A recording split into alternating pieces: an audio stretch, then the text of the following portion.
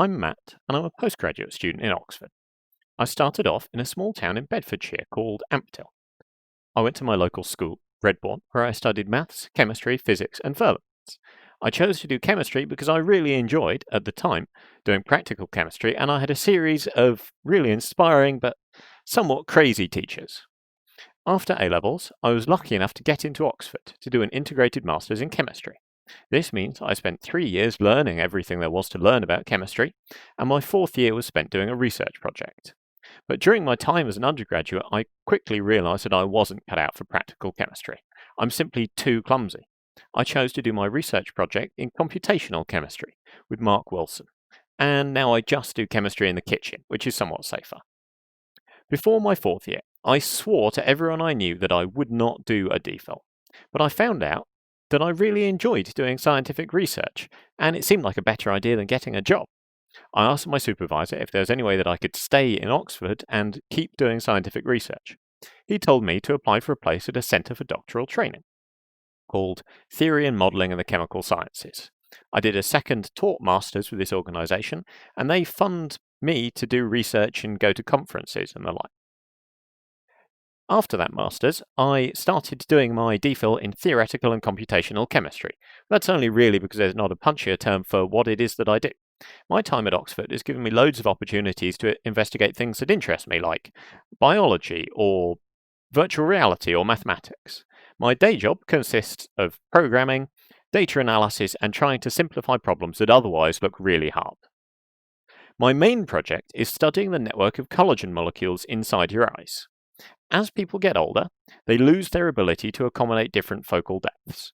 You might have noticed that older people tend to wear bifocal or varifocal glasses more often than younger people, and this is because their eyes can't adapt as well to different focal depths, so the glasses have to do it for them. But we've got a slight problem with directly trying to study the networks of collagen molecules in your eyes, because collagen molecules have got millions or billions of atoms in them, and they degrade over 50 to 70 years, so it's very difficult to design an experiment that looks at this. So what I do is I develop simplified computational models. These simplified models are to the real networks of collagen as, let's say, the tube map is to the London Underground. I just show the connections between molecules and study how those change in what's called a graph theory approach. So my first approach was to start off with a lovely ordered collagen network, all with hexagons like a beehive, and introducing tangles.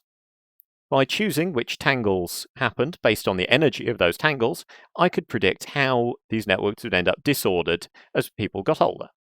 And I found that it was more useful to look at holes in the network instead of at the molecules of collagen themselves.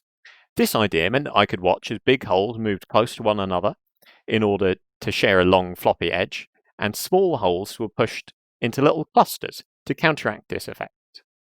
I hope to feed my disordered networks of molecules into engineering models and material scientists who can help design new materials to help people who have had surgery. The next question I wanted to look at is how the collagen networks in your eye form. By looking at how the networks form, we can see how they would like to be arranged, and this can give us an insight into why they end up disordered. To do this, I had to make a very simple model of a single collagen molecule. A collagen molecule is made up of 2 sticky ends joined by a triple helix. I modelled this as a series of balls and springs in a worm-like curve, which is used to study polymers mathematically. The beads at either end in blue and green here are sticky, and they attract one another, whereas the beads along it repel one another so they don't all clump together. Just by putting these molecules in a computer simulation and simulating cooling them, I saw that networks formed spontaneously. This was a great discovery because it showed how strongly nature wants a network to form. It's been a useful tool to explore questions that biochemists have been asking, like, why does a concentration of salt affect the outcome of their experiments on collagen? And that's because the concentration of salt affects how strongly these groups attract one another. The self-assembled models here better matched the experimental data that I had than the random networks where I'd been tangling edges up. Thanks for listening to my talk, and if you want to find out anything else, go and visit the Oxford Chemistry website.